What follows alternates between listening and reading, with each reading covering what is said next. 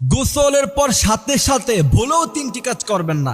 যদি করেন তাহলে আপনি মারাত্মক অসুস্থ হয়ে যাবেন। বয়স 40-50-এর পরে দেখবেন আপনি কঠিনভাবে অসুস্থ হয়ে গেছেন। কারণ এই অসুস্থতাটা একদিনে কেউ হয় না, আস্তে আস্তে ধীরে ধীরে মানুষ এই অসুস্থতাগুলি গ্রহণ করে। এই জন্য বিশ্বনবী সাল্লাল্লাহু আলাইহি সাল্লাম তিনি যে কথাগুলি বলেছেন 1500 বছর পরে ডাক্তাররা যে কথাগুলি বলছে বিশ্বনবী সাল্লাল্লাহু আলাইহি সাল্লামের সাথে সেই কথাগুলি মিলে গিয়েছে। আমি বড় আশ্চর্য হই যে রাসূল 1500 বছর আগে কি সুন্দর কথা তিনি বর্ণনা করে গিয়েছেন। গোসল করার পর সাথে সাথে প্রথম নাম্বার যে ভুল করা যাবে না সেটা হচ্ছে গরম খাবার খাওয়া যাবে না গোসল করার পর সাথে সাথে। দ্বিতীয় নাম্বার, গোসলের সময় অতিরিক্ত গরম পানিতে আপনি গোসল করবেন না, তাহলে আপনার যে স্কিন আছে সেটা ড্রাই হয়ে যেতে পারে। তৃতীয় নাম্বার যে ভুলটা আপনার গোসলের সময় করবেন না সেটা হচ্ছে কেমিক্যাল জাতীয় সাবান প্রতিদিন ইউজ করার দরকার নেই। এটা বিশেষ করে আমরা যখন জামিয়া রশিদে পড়তাম তখন আমাদের ওস্তাদ জি বলতেন প্রতিদিন তোমরা কেমিক্যাল জাতীয় সাবান দিয়ে গোসল করো না, তাহলে আপনার যে স্কিন সেই স্কিন নষ্ট হয়ে যেতে পারে।